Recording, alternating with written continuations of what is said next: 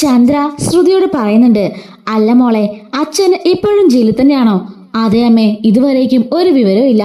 ചെറിയച്ഛനെ ഞാൻ വിളിച്ചിരുന്നു, അവിടെ വക്കീലുമായിട്ടൊക്കെ സംസാരിച്ചു. വാദം നടന്നുകൊണ്ടിരിക്കുകയാണെന്നാണ് പറഞ്ഞത്.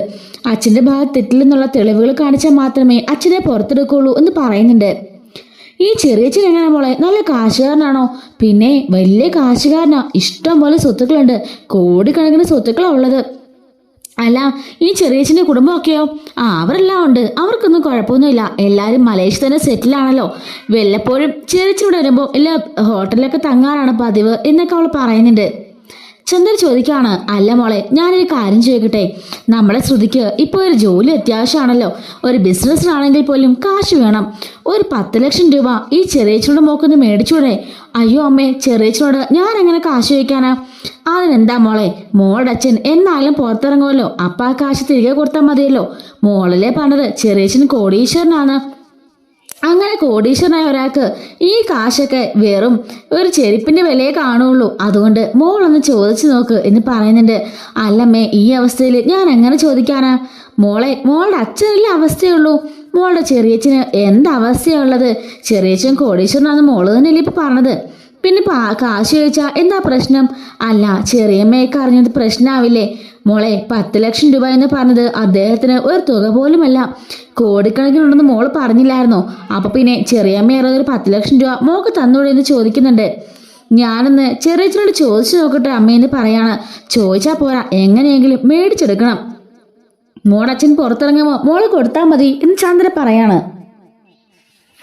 ശ്രുതി മുറിയിലേക്ക് വരുന്നുണ്ട്. ശ്രുതി വിഷമിച്ചിരിക്കുന്നുണ്ട്. ശ്രുതി ചോദിക്കുന്നുണ്ട്, അല്ല എന്താ ശ്രുതി, നിനക്ക് എന്ത് പറ്റി, എന്താ വിഷമിച്ചിരിക്കുന്നേ?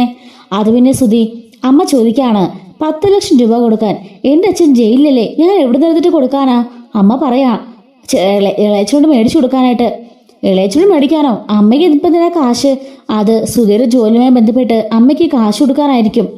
അല്ല, ചെറിയച്ഛനോട് ചോദിക്കത്തില്ലേ? അമ്മ പറഞ്ഞ പോലെ അദ്ദേഹം കോടീശ്വരനല്ലേ, ഒരു ബ്രേസ്ലെറ്റ് തരാമെന്ന് പറഞ്ഞിട്ട് അദ്ദേഹം എന്നെ പറ്റിച്ചു.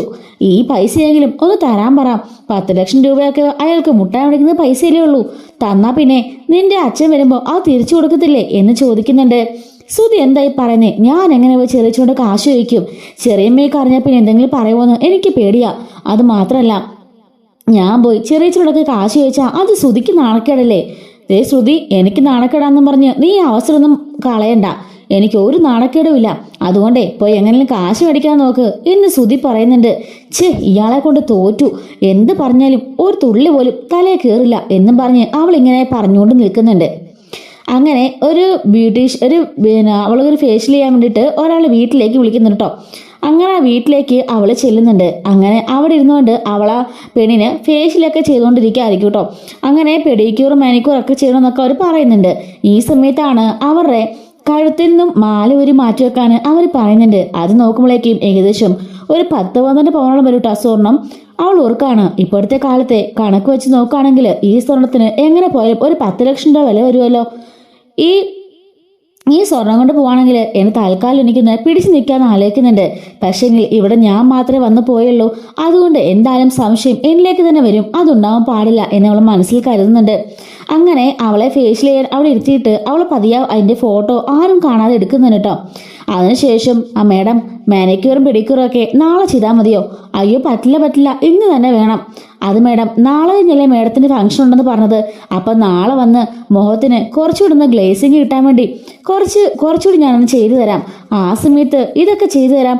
അപ്പളേ നല്ല ബ്രൈറ്റായിട്ട് ഇരിക്കുകയുള്ളൂ. ഇന്ന് ഫേഷ്യൽ ചെയ്തില്ലേ, നാളെ കുറച്ചുകൂടി ഒരു ടച്ചപ്പ് ഉണ്ട്, അതോട് ചെയ്താലേ മേഡം അങ്ങ് ഗ്ലോ ആകും എന്നൊക്കെ പറയുമ്പോഴേക്കും ആണോ, എങ്കിൽ നീ നാളെ വന്നാൽ മതി എന്നും പറഞ്ഞിട്ട് ഇവളെ പറഞ്ഞേക്കാണ്. അങ്ങനെ ശ്രുതി ഈ ഒരു മാലയുടെ ഫോട്ടോയും കൊണ്ട് കുറേ ഈ പ്ലേറ്റ് കടലൊക്കെ കയറി നടക്കാൻ കേട്ടോ. പ്ലേറ്റ് കടലെന്ന് വെച്ചാൽ ഈ മറ്റേ നമ്മൾ അല്ലാത്ത ഓർണമെന്റ്സ് ഉണ്ടല്ലോ, ആ ഒരു ഓർണമെന്റ്സ് മേടിക്കാനായിട്ടാണ് അവൾ ഇങ്ങനെ നടക്കുന്നത് കേട്ടോ. കാരണം കള്ളത്തരം വെച്ച് മുക്കുവണ്ടം മേടിച്ച് വെക്കാനാണ് ഇവളുടെ പ്ലാന്. അങ്ങനെ ഇവൾ ആ കടകളെല്ലാം കയറി നടക്കുന്നുണ്ട്. അങ്ങനെ അവൾ ഒരു റോൾഡ് ഗോൾഡിൻ്റെ കട കാണുന്നുണ്ട് കേട്ടോ. അവിടെ കയറിച്ചില്ലാണ്. അങ്ങനെ ഈ മാല കാണിക്കുമ്പം ഈ സെയിം ഇതിലുള്ള മാല അവിടുന്ന് കിട്ടുന്നുണ്ട്. അങ്ങനെ അവൾ ആ ഒരു മാല മേടിക്കുകയാണ്. അങ്ങനെ അവളെ ഫോട്ടോ വെച്ച് നോക്കുമ്പം പക്കായിട്ട് അതുപോലെ തന്നെ തോന്നുന്നുണ്ട് കേട്ടോ. അങ്ങനെ അവളെ കൊണ്ടുവന്നിട്ട് അതിൻ്റെ കളർ ചെറുതായിട്ടൊന്ന് കളയാൻ വേണ്ടിയിട്ട് അവൾ കൊണ്ട് വാഷൊക്കെ ചെയ്യുന്നുണ്ട്. അങ്ങനെ അവൾ നേരെ വീട്ടിലേക്ക് ചെല്ലുന്നുണ്ട്. അങ്ങനെ ഇവൾ ആ മാല ബാഗിൽ തന്നെ വെക്കാണ് കേട്ടോ. നാളെ എങ്ങനെയെങ്കിലും പോയിട്ട് ആ മാല അടിച്ച് മാറ്റിക്കൊണ്ട് എവിടെയെങ്കിലും കൊണ്ട് വിൽക്കണം, എന്നിട്ട് ഈ തള്ളയ്ക്ക് കൊടുക്കണം.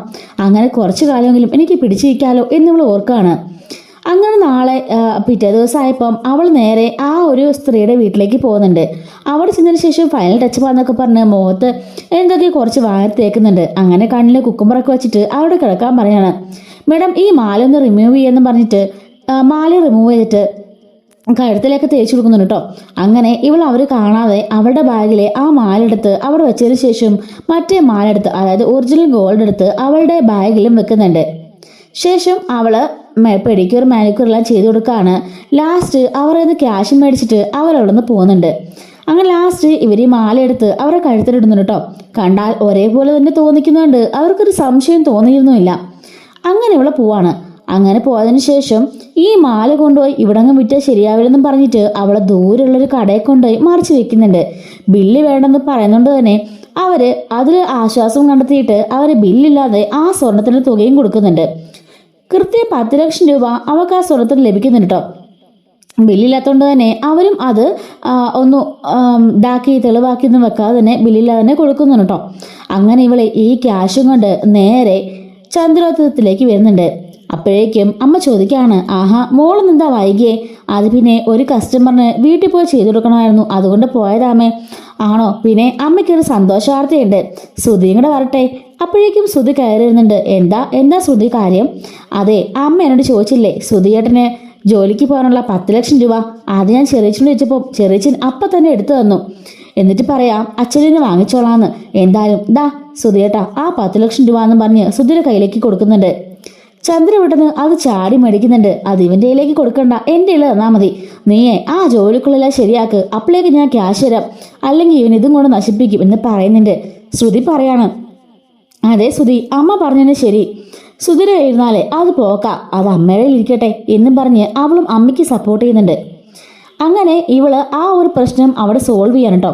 അങ്ങനെ കുറച്ച് കാലങ്ങൾക്ക് ശേഷമുള്ളൊരു ഒരു എപ്പിസോഡാണ് പറഞ്ഞത്. അങ്ങനെ കുറച്ച് നാൾക്ക് ശേഷം ഈ ഒരു സ്ത്രീക്ക് കഴുത്തിനൊക്കെ കുറച്ച് ചൊറിച്ചിലൊക്കെ അനുഭവപ്പെടുന്നുണ്ട്. ഇവൾ ഓർക്കാണ് എന്തുകൊണ്ടാണ് ചൊറിച്ചിലുണ്ടാവുന്നതെന്ന്, ഇത്രയും കാലം ഇല്ലാത്തതുപോലെ. അങ്ങനെയുള്ള ഡോക്ടറിനെ കാണാൻ പോകുന്നുണ്ട്. അങ്ങനെ ഒരു സ്കിൻ ഡോക്ടറിനെ കാണിക്കുകയാണ്. അവർ പറയുന്നുണ്ട് ഈ മാലയിലായിരിക്കും ഇറിറ്റേഷൻ ഉണ്ടായത്. അയ്യോ മേഡം, ഞാൻ കുറേ കാലം കൊണ്ട് ഈ സ്വർണ്ണം ഉപയോഗിക്കുന്നതാ, എനിക്കിതുവരെ ഒരു പ്രശ്നം ഉണ്ടായിട്ടില്ല. ഇതാദ്യമായിട്ടാണ് ഇങ്ങനൊരു ചൊറിച്ചില്. എത്ര ആൾ തുടങ്ങിയിട്ട് ഒരു 2-3 മാസമായിട്ട് ചെറിയ ഇച്ചിങ് കൊണ്ടായിട്ട് തോന്നുന്നുണ്ട്. പക്ഷെ ഇപ്പം സ്ഥിരമായിട്ട് തന്നെ ചൊറിച്ചിലുണ്ട്. അല്ല, എല്ലാ ഓർണമെന്റ്സ് ഇടുമ്പോൾ അങ്ങനെ ഉണ്ടോ? ഇല്ല, ഈ മാല മാത്രം ഇടുമ്പോഴേ ഉണ്ടാവാറുള്ളൂ. ബാക്കി മാലയൊക്കെ ഞാൻ മാലമാർ ഇടാനുണ്ട്, പക്ഷെ അപ്പോഴൊന്നും കുഴപ്പമില്ല. എങ്കിൽ പിന്നെ ഈ മാല തന്നെ ആയിരിക്കും പ്രശ്നം ഉണ്ടായത്. ഇത് സ്വർണം തന്നെയല്ലേ? അതേ മേഡം, സ്വർണം തന്നെയാണ്. അപ്പോഴേക്കും ഡോക്ടറെ മാല എടുത്ത് നോക്കിയിട്ട്, നിങ്ങളെ കടയിൽ കൊണ്ടുപോയിട്ട് ഇത് സ്വർണം തന്നെയാണെന്ന് ഒന്ന് ചെക്ക് ചെയ്യാവോ? അയ്യോ മേഡം, ഞാനും എൻ്റെ ഹസ്ബൻഡും കൂടി ജ്വല്ലറിയിൽ പോയാൽ ഈ മാല മേടിച്ചത് 2 വർഷം ആയതേ ഉള്ളൂ. അതുകൊണ്ട് എനിക്ക് ഉറപ്പായത് സ്വർണം തന്നെയാണ്. എങ്കിലും നിങ്ങളൊന്ന്, എനിക്കൊരു കൺഫ്യൂഷൻ പോലെ, നിങ്ങളൊന്നുകൊണ്ട് ചെക്ക് ചെയ്ത് നോക്കാവോ? അപ്പോഴേക്കും ഡോക്ടറിനോട് പറഞ്ഞിട്ട് ഡോക്ടർ പറഞ്ഞനുസരിച്ച് ആ സ്ത്രീ കൊണ്ടുപോയി അവരുടെ ഹസ്ബൻഡിനെയും കൂട്ടി ഒരു കടയിൽ പോയി നോക്കുന്നുണ്ട്. നോക്കുമ്പോഴാണ് അത് മുക്കുവണ്ടമാണെന്നും അത് ഇമിറ്റേറ്റ് ജ്വല്ലറി ആണെന്നുള്ള കാര്യം ഇവർക്ക് മനസ്സിലാകുന്നത്.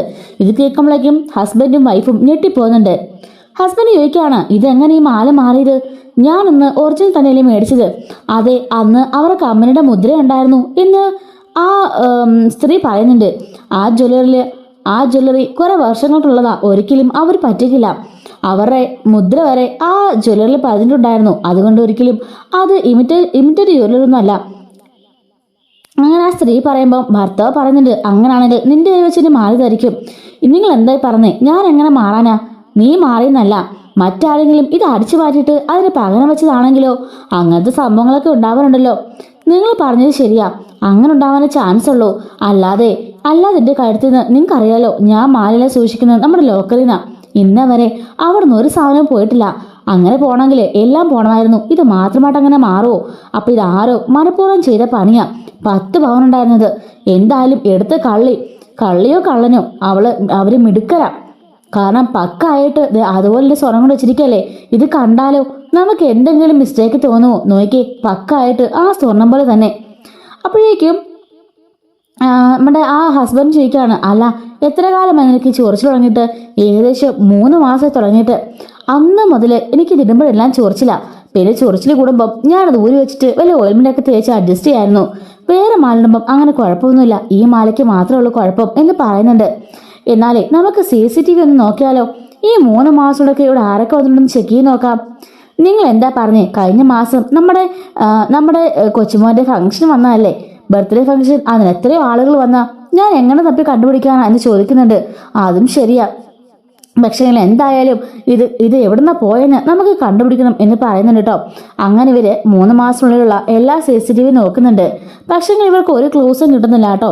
നമ്മുടെ ശ്രുതി ആണെങ്കിലും പക്കായിട്ട് തന്നെയാണ് ആ ഒരു ക്രൈം ചെയ്തിരിക്കുന്നത്. അതുകൊണ്ട് തന്നെ ഇവർക്ക് മനസ്സിലാക്കാനും ഒന്നുമില്ല. ആ ഫംഗ്ഷനെ ഒരുപാട് ആളുകൾ വന്നുകൊണ്ട് തന്നെ അവർക്ക് അതിനൊരു ക്ലൂവും കിട്ടാനില്ല. ആ സ്ത്രീ പറയുന്നുണ്ട്, ഇനി എന്ത് ചെയ്യും ഏട്ടാ? സാരമില്ല, 10 പവനല്ലേ, പോട്ടെ. നമുക്ക് എന്തായാലും സത്യം ഒരു നാൾ തെളിയും. ഈശ്വരൻ എന്നൊരാളുണ്ടല്ലോ, അതുകൊണ്ട് നിന്റെ മുമ്പിൽ തന്നെ ആ ഒരു സ്വർണം കാണിച്ചിരിക്കും. അതുകൊണ്ട് നീ ഒട്ടും പേടിക്കണ്ട എന്ന് പറയുന്നുണ്ട് കേട്ടോ. അങ്ങനെയാണ് ആ ഒരു എപ്പിസോഡ് അവസാനിക്കുന്നത് കേട്ടോ. അങ്ങനെ ഇവരൊരുപാട് കോടീശ്വരന്മാരായതുകൊണ്ട് തന്നെ ഇവരാ കേസ് വിടുന്നുണ്ട്. പോലീസിൽ പോയിട്ട് ഒരു കംപ്ലൈന്റ് ഇട്ട് വിടുന്നുണ്ട് കേട്ടോ. എന്തായാലും ഒരു കംപ്ലൈന്റ് കൊടുത്തേക്കാന്ന് പറഞ്ഞിട്ട് ആ ഒരു ഫോട്ടോയും വെച്ച് പോലീസിൽ കംപ്ലൈന്റ് ചെയ്യുന്നുണ്ട്. അങ്ങനെ കുറെ നാൾക്ക് ശേഷമൊക്കെ ഈ മാല കൈമറിഞ്ഞൊക്കെ നമ്മുടെ ശ്രുതിയുടെ കയ്യിൽ വരികയും ശ്രുതി ചന്ദ്രമതിക്ക് ഇത് ഗിഫ്റ്റായി കൊടുക്കുകയൊക്കെ ചെയ്യുന്നുണ്ടോ. ഇത് കുറെ നാൾക്ക് ശേഷമുള്ളൊരു സ്റ്റോറിയാണ്. അങ്ങനെ ചന്ദ്രമതി ഇതിട്ടുള്ളൊരു ഫംഗ്ഷന് പോകുന്നുണ്ട്. അവിടെ വെച്ച് ഈ സ്ത്രീ ഉണ്ടല്ലോ, ആ ഒരു മാല നഷ്ടപ്പെട്ട സ്ത്രീ, അവര് ചന്ദ്രമതിയുടെ കഴുത്തിലെ മാല ശ്രദ്ധിക്കുന്നുണ്ട്. അല്ല, ഈ മാല എവിടുന്നാ? ഇതിന്റെ മരുമോൾ എനിക്ക് ഗിഫ്റ്റ് തന്നതാ. ഗിഫ്റ്റ് തന്നോ? ഇത് എന്റെ മാലയാണല്ലോ. അപ്പോഴേക്കും ഭാമ പറയുന്നുണ്ട്, എന്താ മേഡം ഇത് ഒരുപോലത്തെ എത്രയോ മാലകൾ കാണും, ഇത് നിങ്ങൾ തന്നെയാണെന്ന് എന്താ ഉറപ്പ്? നിങ്ങൾ അതിന്റെ ലോക്കറ്റ് ഒന്ന് തിരിച്ചു നോക്കി, ആ ലോക്കറ്റിലെ എന്റെ ഇൻഷ്യലുണ്ട്, എന്റെ പേരുണ്ട് എന്ന് പറയുന്നുണ്ട്. അങ്ങനെ ഇവള് മാല ഊരി തിരിഞ്ഞു നോക്കുമ്പോഴേക്കും അതിൽ ഇവരുടെ പേരുണ്ട് കേട്ടോ. ഇവര് പറഞ്ഞ സത്യമായിരുന്നു. ഈ മാല നിങ്ങൾ എവിടുന്നാ വാങ്ങിച്ചതെന്ന് ചോദിക്കുന്നുണ്ട്. അത് പിന്നെ എന്റെ മരുമകൾ തന്നതാ. അപ്പോഴേക്കും ശ്രുതിയെ വിളിച്ചു വരുന്നുണ്ട്. ഇവര് പറയുന്നുണ്ട്, അന്ന് നീ അല്ലേ അന്ന് ബ്യൂട്ടി പാർലർ നടത്തിയ അവള്? നീ തന്നെയാണല്ലേ എന്റെ സ്വർണ്ണം അടിച്ചിട്ട് പോയത്? അയ്യോ മേഡം, നിങ്ങൾ എന്തൊക്കെയാ പറഞ്ഞേ? ഞാനൊരു സ്വർണ്ണക്കടയിൽ ഇത് വാങ്ങിച്ചത്. ഓഹോ, അപ്പൊ നിങ്ങൾ കട്ട മുതൽ മേടിക്കുകയാണല്ലേ എന്ന് ചോദിക്കുന്നുണ്ട്. എന്തായാലും ഞാനിത് കേസ് കൊടുക്കാൻ പോവാണ്. എത്രയും പെട്ടെന്ന് നിങ്ങളെ അറസ്റ്റ് ചെയ്യിപ്പിക്കുമെന്ന് പറയുന്നുണ്ട്. അപ്പോഴേക്കും ചന്ദ്ര ചോദിക്കുകയാണ്, എന്താണ് ഇത്? മോഷണ സ്വർണ്ണമാണെന്ന് എനിക്ക് ഇവിടെ തന്നേ. അമ്മേ, എനിക്കൊന്നും അറിയില്ല. ഞാൻ ക്യാഷ് കൊടുത്ത് തന്നെയാ ഈ സ്വർണം വാങ്ങിച്ചത്. അതിന്റെ ബില്ലും ഉണ്ട്. പിന്നെ ഇത് എങ്ങനെ മോഷണ സ്വർണ്ണം ആകും എന്ന് ചോദിക്കുന്നു കേട്ടോ. അപ്പോഴേക്കും സ്ത്രീ പറയാണ്, എന്തായാലും ഇത് ഞാൻ അന്വേഷിച്ച് ഞാൻ സത്യം കണ്ടുപിടിക്കും. പിന്നെ നിങ്ങളെ മരുമോളുണ്ടല്ലോ, ഒരു 3-4 മാസം മുമ്പേ എന്റെ വീട്ടിലേക്ക് വന്ന് എനിക്ക് ഫേഷ്യലൊക്കെ ചെയ്തു തന്നിരുന്നു. അന്ന് തൊട്ടാ എന്റെ മാല കാണാതെ പോയത്. അതിനുശേഷം ചൊറിച്ചിൽ വന്നപ്പോഴാണ് ഞാൻ അതുകൊണ്ട് ചെക്ക് ചെയ്ത് നോക്കിയത്. അങ്ങനെ അത് മുക്കോണ്ടാണെന്ന് എനിക്ക് മനസ്സിലായത്. എന്തായാലും അതിപ്പോൾ കണ്ടതും ഇവളുടെ കയ്യിൽ തന്നെയാ. അപ്പൊ എന്തോ ഒരു നിമിത്തമുണ്ട്. എന്തായാലും ഞാനൊന്ന് അന്വേഷിക്കട്ടെ. നീ സ്വർണം മേടിച്ച കടയുടെ ബില്ല് ഇങ്ങോട്ട് താനം പറഞ്ഞിട്ട് അവർ ആ ബില്ലൊക്കെ വാങ്ങിക്കുന്നുണ്ട്. അങ്ങനെ ആ സ്വർണ്ണക്കടയിലും അവർ പോയി അന്വേഷിക്കുന്നൊക്കെ ഉണ്ട് കേട്ടോ. അങ്ങനെ പോലീസുകാര് 3-4 മാസം മുമ്പുള്ള ആ CCTV ഒക്കെ നോക്കുന്നുണ്ട്. അങ്ങനെ അവിടെ നിന്നും നമ്മുടെ ശ്രുതി തന്നെയാണ് ആ മാല കെട്ടകളുടെ കാര്യം മനസ്സിലാകുന്നുണ്ട്. ഇവര് വീട്ടിൽ പോയിട്ട് 3 മാസം മുമ്പുള്ള CCTV നോക്കുമ്പോഴും ആ പർട്ടിക്കുലർ ആയിട്ടുള്ള വീഡിയോസ് മാത്രം നോക്കുമ്പോഴും ശ്രുതി എന്തോ തിരിമറി നടത്തിയായിട്ട് അവർക്ക് സംശയം തോന്നുന്നുണ്ട്. പോലീസുകാര് അത് ശരിവെക്കുന്നുണ്ട് കേട്ടോ. അങ്ങനെ ഇവളാണ് കളത്തരം കാണിച്ചതെന്നും ഇവളാണ് ഈ മാല കെട്ടുന്നുള്ള കാര്യമൊക്കെ എല്ലാവർക്കും മനസ്സിലാവാണ്. അങ്ങനെ ചന്ദ്രയ്ക്കും ഇവള് പക്ക ഫ്രോഡാണെന്നും ഇവളാണ് മാല കെട്ടുന്നുള്ള കാര്യങ്ങളൊക്കെ മനസ്സിലാവുന്നുണ്ട് കേട്ടോ. അങ്ങനെ പോലീസ് വന്ന് നമ്മുടെ ശ്രുതിയെ അറസ്റ്റ് ചെയ്യുന്നുണ്ട്. ഇപ്പൊ അറസ്റ്റ് ചെയ്യുന്ന ആ ഒരു സീൻ വരെയാണ് ഇപ്പൊ തമിഴ് റീസണായിട്ട് നടന്നുകൊണ്ടിരിക്കുന്നത് കേട്ടോ. അങ്ങനെ ശ്രുതി അറസ്റ്റ് ചെയ്തുകൊണ്ടൊക്കെ പോകുന്നുണ്ട്. അപ്പൊ അതിന്റെ ബാക്കി എപ്പോഴാണ് അപ്ലോഡ് ചെയ്യുന്നത് ആ ഒരു സമയത്ത് തന്നെ നമ്മൾ ഈ ചാനൽ അപ്ഡേഷൻ കൊടുക്കുന്നതായിരിക്കും കേട്ടോ.